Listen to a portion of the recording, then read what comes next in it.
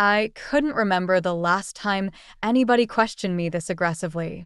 I wasn't sure how I felt about it. It niggled at my sense of absolute authority and control, but I did feel intrigued. Very intrigued. Do you want me to be honest, Miss Winters? Naturally.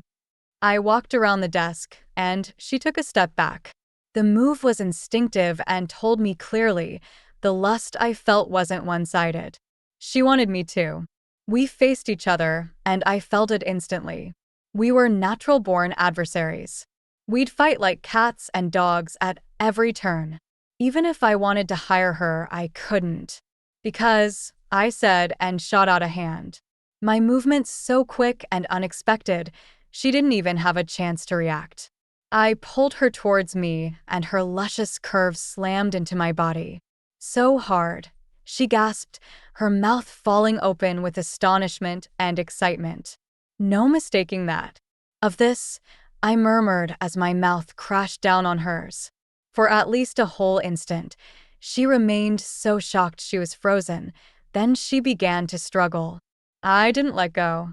I waited for the natural desire between us to burst into flames. And it did. Unfortunately, it wasn't what I thought it would be. It wasn't a fire, it was a volcano that erupted between our bodies. We devoured each other. My hands slipped to her ass and squeezed. It was a fine ass. I could already see it bare and my palm print on it. I could tell she was completely and utterly lost. I could have taken her right there on my desk. And I would have. If I didn't have the urgent problem of finding a nanny for little Michelle. No, I'll save this flower for later. I lifted my head and looked into her eyes. They were half-dazed with lust. Yes, she was irretrievably lost. She blinked. Once, twice, thrice. Then she made her own move. She stepped back, swung her arm forward, and caught my cheek in a stinging slap. It would have galled her to know.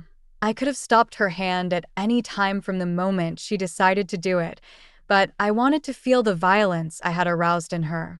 It felt good to see her face become pale when she realized what she'd done. No one had ever caused her to lose control in that way before. The kiss was one thing. The slap. She'd never imagined herself capable of such a base thing as violence. A pulse fluttered like a bird in her throat. I smiled.